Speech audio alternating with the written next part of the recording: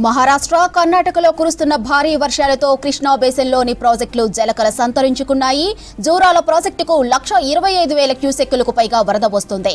అటు శ్రీశైలం ప్రాజెక్టు నిండు కుండలా మారింది. దీంతో 3 గేట్లు ఎత్తి దిగువకు విడుదల చేస్తున్నారు. ఇక నాగార్జున సాగర్ జలాశయంలోకి వరద ప్రవాహం కొనసాగుతోంది. వరద ఇలానే కొనసాగితే మరో వారం రోజుల్లో సాగర్ ప్రాజెక్టు కూడా పూర్తిగా నిండే అవకాశం ఉందంటున్నారు ఇరిగేషన్ ఆఫీసర్లు. రైటిక ప్రాజెక్టుల నీటి నిల్వలకు సంబంధించి మరిన్ని డీటెయిల్స్ సదానందం అందిస్తారు. సదా, ప్రాజెక్టుల ఇన్ఫ్లో అవుట్ఫ్లో డీటెయిల్స్ ఏంటి?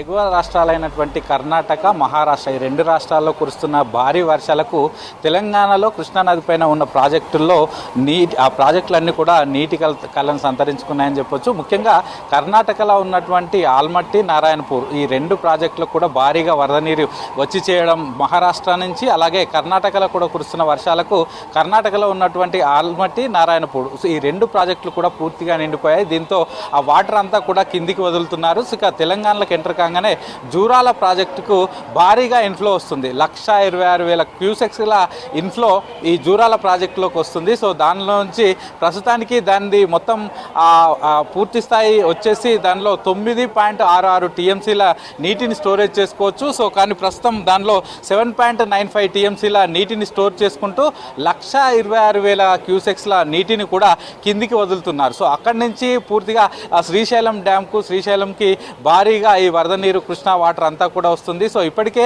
శ్రీశైలం డ్యామ్ కూడా పూర్తిగా నిండిపోవడంతో 4 గేట్లు కూడా అధికారులు ఎత్తి కిందికి వాటర్ను రిలీజ్ చేస్తున్నారు. ఇక శ్రీశైలం డ్యామ్ వివరాలు చూసుకుంటే యాక్చువల్గా మొత్తం ప్రస్తుతానికైతే దానిలో 215 టీఎంసీల నీటిని స్టోరేజ్ చేసుకోవచ్చు. దానిలో ఆల్మోస్ట్ 200 టీఎంసీల నీటిని స్టోరేజ్ చేసుకొని మిగతా నీటిని 4 గేట్ల ద్వారా కిందికి వదులుతున్నారు. సో దానిలో డ్యామ్కు సంబంధించి 885 అడుగుల నీటి మట్టం గరిష్టంగా ఉండగా దానిలో 882 అడుగుల వరకు వాటర్ను స్టోర్ చేసి మిగతా వాటర్ అంతా కూడా కిందికి పంపిస్తున్నారు. సో దాంతో ఆ శ్రీశైలం డ్యామ్కు ప్రస్తుతానికి 2,13,000 క్యూసెక్ల ఇన్ఫ్లో వస్తుంటే అవుట్ఫ్లో వచ్చేసి 87,000 క్యూసెక్ల అవుట్ఫ్లో కిందికి వదులుతున్నారు. సో దీంతో శ్రీశైలం నుంచి వాటర్ అంతా కిందికి రావడంతో నాగార్జున సాగర్ ఆ ప్రాజెక్టులోకి భారీగా నీరు వస్తున్నాయి. సో దీంతో నాగార్జున సాగర్ కూడా పూర్తిగా నీటితోటి నిండిపోయిందని చెప్పుకోవచ్చు.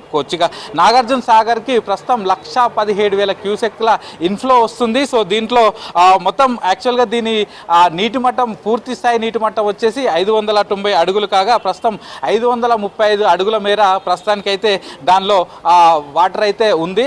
దీని మొత్తం ఈ ప్రాజెక్ట్ కెపాసిటీ వచ్చేసి 312 టీఎంసీలు అయితే ప్రస్తుతానికి 177 టీఎంసీల వాటర్ అయితే దీనిలో ఉంది.